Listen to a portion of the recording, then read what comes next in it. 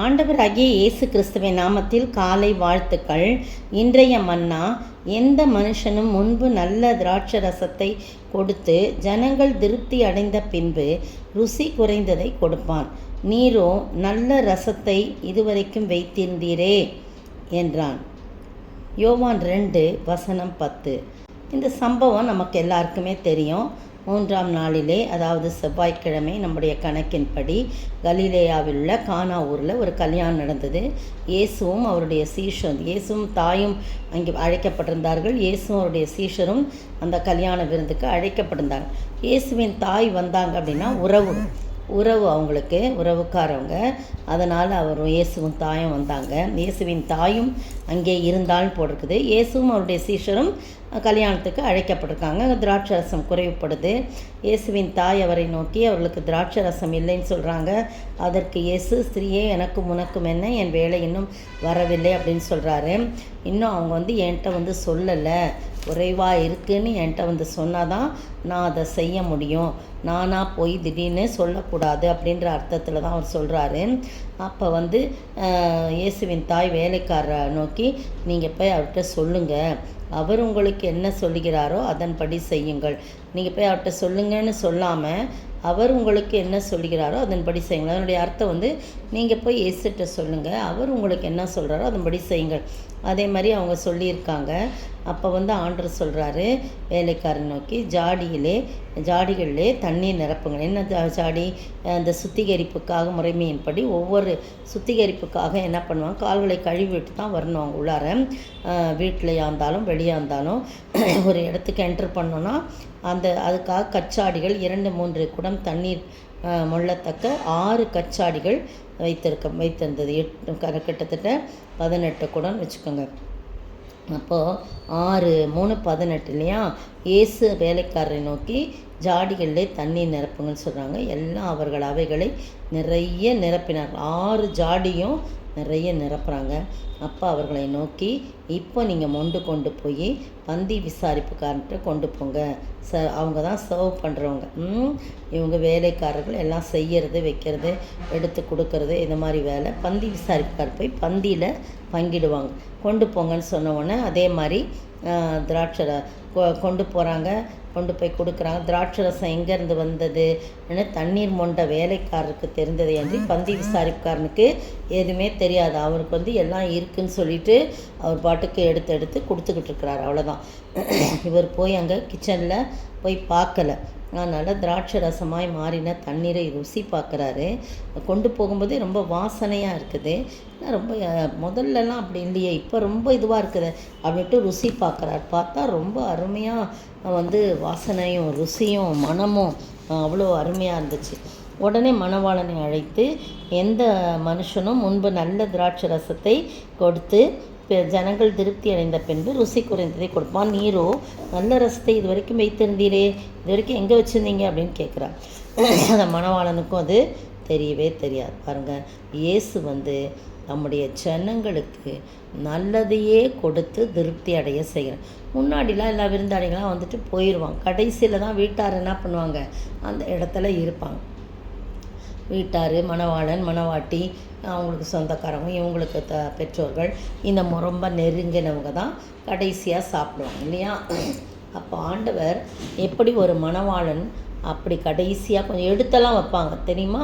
கொஞ்சம் கறியோட பிரியாணியாக தான் நம்ம ஊரில் எடுத்து வைப்போம். என்னென்னா, மாப்பிள்ளை வீட்டாருக்கு, பொண்ணு வீட்டாருக்கு அப்படின்னு சொல்லுவாங்க. கல்யாணத்துக்குன்னா மணமக்கள் வீட்டாருக்குன்னு சொல்லுவாங்க. எடுத்து வச்சுருப்பாங்க, நல்லதாக பார்த்து எடுத்து வச்சுருப்பாங்க. ஏன்னா காலி ஆகிடுச்சுன்னா என்ன செய்யுதுன்னு கொஞ்சம் எடுத்து வைப்பாங்க. நான் பார்த்துருக்கிறேன் நிறையா. அதே மாதிரி இங்கே இவர் கேட்குறாரு, எல்லாரும் முன்னால் நல்ல ருசியானதை கொடுத்து எல்லாம் திருப்தி ஆகிட்டு அதுக்கு பிறகு தானே ருசி குறைந்தது தானே கொடுப்பாங்க. நீரோ எல்லாம் சாப்பிட்டாங்க, இப்போ ருசியானதை திருப்தி அடையும்படியான நல்ல திராட்சை ரசத்தை எங்கே வச்சுருந்தீங்க அப்படின்னு சொல்லி, இது ரொம்ப மனமாகவும் ருசியாகவும் வாசனையாகவும் இருக்குதே அப்படின்னு சொல்லிட்டு, கலர்ஃபுல்லாக இல்லை, நிறமாக நல்ல நிறம், நல்ல ருசி, நல்ல மனம் இப்படி இருக்குது, இது வரைக்கும் எங்கே வச்சுருந்தீங்கன்னு கேட்குறார். பார்த்தீங்களா? ஆத்ம மணவாளனாகிய என் ஆண்டவராகிய இயேசு கூட தம்மோடு நெருங்கி இருக்கிறவங்களுக்கு, தம்முடைய பிள்ளைகளுக்கு நல்ல திருப்தி அடையும்படியான நல்ல ரசத்தை நமக்காக வைத்திருக்கிறார். பிரியமானவர்களே, நன்மையானதை வச்சிருக்கிறார், நல்லதையே எடுத்து வச்சிருக்கிறார். நம்ம ஊரில் புறஜாதி மக்களுடைய திருமணம்னா வெஜிடேரியன் போடுவாங்க இல்லையா, சாம்பார் ரசம் மோர். முதல் பந்தியில் நல்ல சாம்பார் திக்காக இருக்கும், அடுத்த பந்தியில் கொஞ்சம் என்ன பண்ணுவாங்க, ரசத்தை கலந்து கொடுப்பாங்க. அடுத்தது கடைசியில் ரொம்ப கூட்டம் வந்துருச்சு, கணக்கு பண்ணி தான் செஞ்சுருப்பாங்க, ரொம்ப கூட்டம் இருந்துச்சுன்னா அதில் கொஞ்சம் தண்ணி கொடுப்போம். அதை தான் இவர் சொல்கிறாரு, எந்த மனுஷனும் முன்னாடி நல்லா ருசியாக இருக்கும், பின்னாடி போக போக தான் அது ருசி குறைந்ததாக இருக்கும். ஆனால் நீங்கள் பின்னாடி கொண்டு வர இந்த கப்பு இவ்வளோ டேஸ்ட்டாக இருக்குது, கப்பில் உள்ள திராட்சை ரசம் அப்படின்னு சொல்கிறார். நம்முடைய ஆண்டவர் செய்கிறதெல்லாம் அப்படி தான் செய்வார். கடைசி பந்திக்கு முந்தின 2 பந்தியில் தான் என்ன பண்ணுவாங்க, சொந்தக்காரங்களாம் ரொம்ப நெருங்கினவங்க உட்காந்து, ஏன்னா எல்லாரையும் கவனித்து அனுப்பிட்டு அப்புறம் சாப்பிடும். அதனால் தம்முடைய பிள்ளைகளுக்கு, தம்முடைய ஜனங்களுக்கென்று ஒரு மணவாளன் எடுத்து வைக்க சொன்னது போல், நல்லதை எடுத்து வைக்க சொன்னது போல், நம்முடைய ஆண்டவர் அந்த குறைவுகளெல்லாம் நீக்கும்படியாக நல்ல ருசியுள்ள அந்த திராட்சத்தை நம்முடைய பிள்ளைகளுக்கு திருப்திப்படுத்தும்படியாக வைக்கிறார். அப்படிப்பட்ட ஆசீர்வாதத்தை நாம் பெற்று வாழ ஆண்டவர் தாமே கிருபை செய்வாராக. ஆமென். குறைகளெல்லாம் நிறைவாகும் அதிசயமே, இறை மகனாம் இயேசுவால் நடந்திடுமே, தீர்ந்ததெல்லாம் நிறைவாய் மாறுமே, கீழ்ப்படிந்தால் திருப்தி அடைந்திடுவார், கீழ்ப்படிந்தால் திருப்தியாக்குவார், தீர்ந்ததெல்லாம் நிறைவாய் மாறிடுமே, உன்னை அதிசயம் காண செய்வார், நீ அற்புதம் கண்டிடுவார் என்று வாக்களித்தார் தேவன், இன்று நிறைவேற்ற வந்து விட்டார், உன்னை அதிசயம் காண செய்வேன், நீ அற்புதம் கண்டிடுவார். ஸ்தோத்திரிக்கிற ஆண்டவரே, துதிக்கிற ராஜா தகப்பனே, நீர் வந்தால் போதும் ஆண்டவரே, உண்மை அழைக்க வேண்டும். இந்த விருந்துக்கு எங்கள் வாழ்வில் எல்லா அத்தியாயங்களிலும் நீர் வர வேண்டாம் ஆண்டவரே. ஒவ்வொரு முறை அத்தியாயங்களை திருப்பும் போதெல்லாம் உம்முடைய செயல்பாடை விளங்க வேண்டும் ஆண்டவரே. அப்பொழுது எல்லாம் நிறைவாகும், குறைவுகள்லாம் நீங்கி போகும், எல்லாம் நிறைவானதாகும். கீழ்ப்படியும் பொழுது கர்த்தர் நிச்சயமாய் திருப்தி அடைய செய்வி. அப்படிப்பட்ட திருப்தியை நாங்கள் பெற்று வாழ கீழ்ப்படிந்து நடக்க நீர் உதவி செய்ய வேண்டும் என்று கர்த்தரும் மீட்பரும் ராஜாமாய் இயேசு கிறிஸ்துவின் வெளியேறப்பட்ட நாமத்தில் ஜெபிக்கிறேன் பிதாவே.